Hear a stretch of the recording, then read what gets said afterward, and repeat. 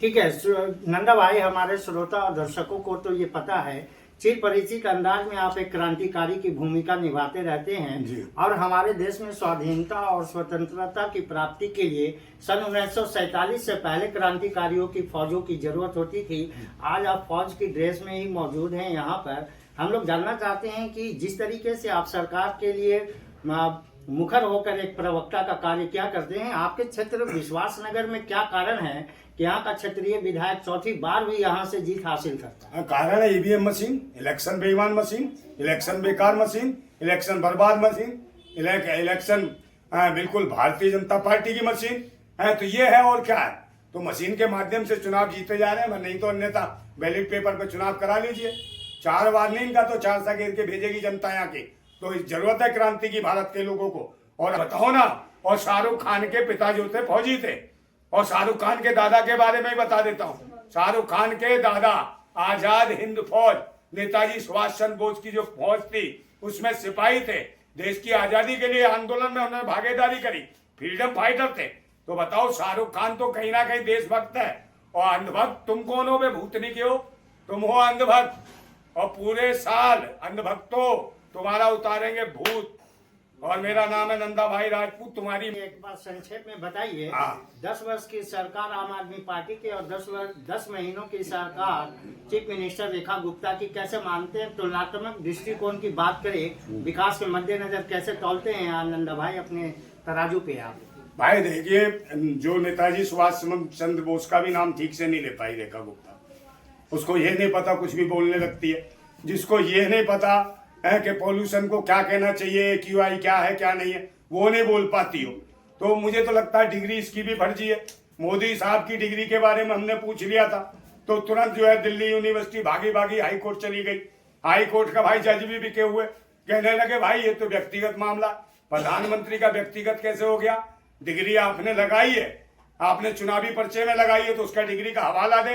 तो मोदी जी खुद अपनी डिग्री का क्लियर नहीं कर रहे। एक तरफ आजम खान को आप भेज देते हो 2 पैन कार्ड मामले पे, और 2 पैन कार्ड मामले पे भाई स्मृति ईरानी को आजाद छोड़ देते हो। तो ये कहाँ की राजनीति है? तो देश के जो सच्चे अच्छे लोग हैं, ईमानदार हैं, उनको जेल में ठूस देंगे। और रेखा गुप्ता की तुमने बात की और अरविंद केजरीवाल की, दिल्ली में पानी बहुत गंदा आ रहा है, सड़ा हुआ पानी आ रहा है। आप देख लो इंदौर का क्या हाल था, वहां पानी की वजह से लोग मरे। और बताओ विजय वर्गीय कैसे कह रहा कि घंटा ले लो मेरा।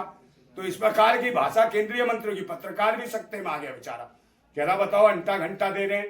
तो इस प्रकार की भाषा बोलने वाले मुझे लगता है लुच्चे, लफंगे, हत्यारे, बलात्कारी, देशद्रोही, हवस के पुजारी भाजपा में सारे छुपे बैठे हैं। और इसीलिए देश की बहन डराने धमकाने की बात करते हैं। और कुछ अंधभक्त छोड़ रखे हैं, वो कहीं ना कहीं धमकियां देते फिरते हैं, वो इन्हीं के लोग हैं। अभी जिस प्रकार तलवार हिंदू रक्षा दल के माध्यम से तलवारें बांटी जा रही है, तो कल बम बांट सकते हैं, कल राइफलें और पिस्टलें बांटेंगे।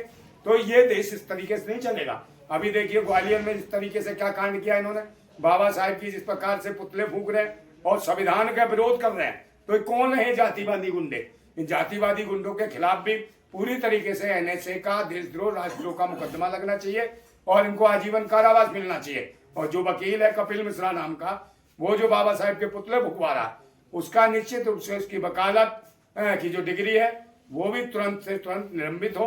ऐसे लोगों की जो राष्ट्रद्रोह तैयार कर रहे हैं, देश चलता है संविधान से, पाखंड और आतंक से नहीं।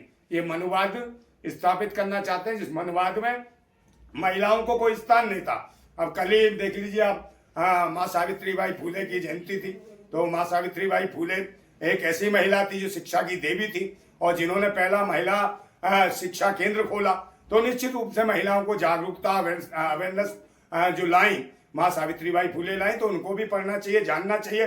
और जो आज देख लीजिए जरूरत क्या है देश की, शिक्षा, स्वास्थ्य, रोजगार, सुरक्षा, और इन चारों मोर्चों पर ये सरकार फेल हुई है।